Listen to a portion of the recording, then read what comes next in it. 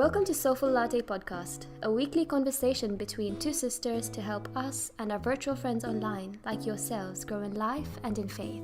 We're your hosts. I am Qudsiyah. And I'm Samia. And this is season 2. Welcome to episode 5. Today we're talking about bad days or low days. I feel like a low day is anything where I don't feel 100% fine. I don't feel good. I feel something is off. And there has to be a distinction between spiritually low days and emotionally low days. I would say that in this case, when a person who is not very spiritual, a person who's not even religious in any sense of the word, they still experience emotionally low days, where there is something going on with the neurotransmitters in the brain, where they're feeling something is just not right today. Spiritually, something which a person who is in tune with the spirituality feels, oh, there is something really wrong with me. Like I'm feeling fine and my health is okay. I'm not sad, but I just need nourishment. Maybe it's a lack of nourishment that's spiritually.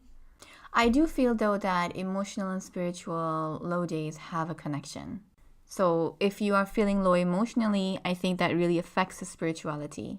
If I'm just having a bad day in general because of some, health issues or just emotional issues like we talked about, then it's going to affect my spirituality. I may not want to pray as much. I may not want to be like, oh, let me do my extra ibadah right now. I may not want to do that because I don't have the will or the energy or whatever to take care of myself spiritually. Yeah, you're right. When we're feeling spiritually low, it's a feeling of disconnect for me and a feeling where I know I don't feel fully nourished. And not feeling 100% is actually quite a good way to look at it, because sometimes I can't put my finger on what exactly I'm feeling, but I know I'm not feeling 100%. And obviously we do talk about spirituality going up and down a lot, and that's something that is to be expected. I actually really do wonder when we're talking about people who are highly spiritual, like what is their high and what is their low? That would be really interesting to look into, yeah. When they're feeling really connected. Yeah, like some of the companions. Yeah, like what is your high? Like I wouldn't mind your low probably, like I wouldn't mind it. It would be nice for the people who are really there. Okay, so let's talk about what are some things that we can do to help us go through those kind of spiritually low days. One thing I find really beautiful, something that we spoke about before the recording, was that, when we do the prescribed actions in our faith, so the spiritual things, those things actually help us both ways, emotionally, and they help nourish us. So I find that so beautiful, like the 5 prayers and just little bits of remembering the love of Allah. And I find that is so nourishing. Have you felt like I've had a really good experience with that when I'm going through those kind of moments? Just somehow accidentally the recitation of the Quran just pops in, somewhere. Maybe it's a video I was watching or something like that. And it just hits you so well. And it's like, oh, that's exactly what I needed. I needed to hear this. And that feels so nice. So remembrance of Allah, for sure. Allah tells us in the Quran. But personally speaking, that, it really does work. Do you have a favorite reciter out of interest? I don't. Yeah, I don't have a favorite one. I just put whichever one. And I know, I listen to it mostly through YouTube. And sometimes you can just put, beautiful recitation and some good ones pop up. And I don't have a favorite one, but mashallah, there are quite a few people who are very good. There are quite a few, yeah. I've recently found a reciter that I think I found this particular surah when I was having one of these low days. And when the recitation was playing, it's one of those recitations that just makes you want to fall into Allah's love. Oh, wow.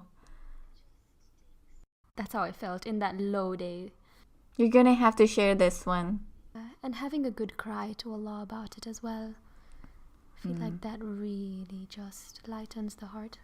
But Qudsiyah, you're gonna have to share that recitation that you talked about, and we'll share it with you guys as well, because I want to know which one that is for sure. I think though one of I don't know what they're called. Obviously, the different ways of reciting the Quran, and the different things and different methods. But I think the one that doesn't really click with me is the one that I grew up with. That was something that used to play on Pakistani TVs all the time. That is something which is like a high pitch and really screaming kind of one. I don't know if you know what I'm wow. talking about. Like it just goes in your face. Like, and each ayah at the time, they recite the ayah or the part of the ayah, and they just have to breathe because it takes a lot, and then recover, and then they go at it again. It is one of the ways that really helps to, if you're learning the Quranic Arabic or something, because they're going so slowly, you can pick it up. But for me though, the more enjoyable ones are more sing-songy, more like slow and just low-pitched ones. Those are the ones I really do enjoy. Yeah, I see what you mean. Okay, going back to the topic though, because we can talk about that. So we were talking about some of the things that can really help us through that. And I think that having things in place to help you flow through it. So you have some things that they're like in your bank that you can just pull out. And Qudsiyah, I think you have something similar to this, right? I don't know, you used to make it when you were selling your items on Etsy, like a jar of little strips of things. Can you say a little bit more about those? It's like a spiritual toolkit. I love the word spiritual toolkit. Yeah, it's actually everything that it's perfect. You need. Yeah, that is. I need to use that more often. Spiritual toolkit. Yeah. But I was listening to a lecture, and it was saying that, create your own spiritual toolkit where you plan for the days where you know you're going to feel low. So what's going to lift you up when you feel low? So that was the purpose of the jars, to have a collection of things to lift you up. So it would depend, I think, person to person. There would be some for low days, some for support, some for loss as well. So it would depend on what the person wanted, but that is essentially a jar of comfort where you pick up a note and it's very personal, and that aims to nourish you and pick you up. That sounds really nice. And I like the idea of having personal, because I think if it was a little bit generic, then it won't mean that much. Exactly. And so the idea is, so you would say that we can take some strips of paper and we can just write it ourselves. Maybe write it on our spiritually high days, and then we can pick it up on the low days. Yeah, anything that reminds you of the love of Allah, any verses that you like, anything that really lifts your heart, I think would be really beneficial to just have like a note of them. And whenever you're feeling a bit less than 100%, referring to them. That reminds me a little bit of the Quran journal that I have. And even though I haven't been as active on it as I have been in the past, but when I do feel something and I remember, looking through it, I always feel good when I look through that. I'm like, oh, look at this. That's something I really want to do. I do it a little bit, but I want to do a lot more of it with my favorite verses and what they mean to me. So I feel like that's really inspiring from you, inshallah. I've seen something that you're sharing these days, though. I forgot what it's called right now. What is it that you're sharing, the journals that you do? Yeah, so it's something I picked up on my break, and it's like a growth journal that I've created. There you go. It's so pretty, and I love the growth journal. Like, what? Yeah. You come up with the perfect names, mashallah. And it looks really nice, and I'm not creative like that, so I really enjoy looking at it for me. I feel like it's not creative in its, reality. It's just something that I have really been enjoying, and it's a place where I just want to look back and see where I was and what I was doing at that time and what was really lifting my heart, and see how I've grown. And yeah, basically a growth journal. So I've been really enjoying that, and I want to incorporate a lot more Quran journaling into that. So the common theme I'm listening to both of us talk about here is some sort of journaling. If it is, right, Quran journal, growth journal, or the jars, which is the whole concept of journaling, that's something that you can do on your high days, something which you're like, this really inspires me, and just having it sitting around. So when you do feel low, you're like, I'm going to make the conscious effort to go over there and remind myself of all the things which make me feel happy and fulfilled. What journaling also helps is to peel off the layers, which I find really helpful, because a lot of the time I'm thinking so many things and I don't know what they mean. But when I put pen to paper, and the more I write, the more I see, okay, so this thought comes from here. And do you feel that when you journal? Sometimes. There was I don't know if you've heard about this, but there was this concept of morning pages that happened a while ago. Yeah, and I've I heard of really it. wanted to try it, and I did. I tried it, religiously for a couple of, I don't know how long I did it for. You're supposed to do it all the time, apparently. But it's so hard for me to stick to those things. I did discover a lot of some things that were on my mind. They were bothering me, especially in regards to my business that I had my henna business. And I still remember that it clarified some things for me where I was like, oh my goodness. So yeah, sometimes you just need that. You just need that connection with the paper just to jot things down and things start making sense. I've heard of morning pages, and I tried it. I think I didn't give it much time though. I tried it for a day or two and then I just ran out of inspiration. So I I took inspiration from that and turned into my own thing. So I journal whenever I want to. It's not something Yeah. that I do every single day religiously, but it's like we mentioned, I think, in our beginning episodes in season 1, where about the rule letters to Allah, and that is how I journal. It's just like a real conversation. Oh, maybe we should explain a little bit about morning pages because we just mentioned it if you guys didn't know. I forgot who the author is, but it was from this artist kind of a book. And the whole idea was as soon as you wake up that you write about 3 pages of whatever comes in your mind.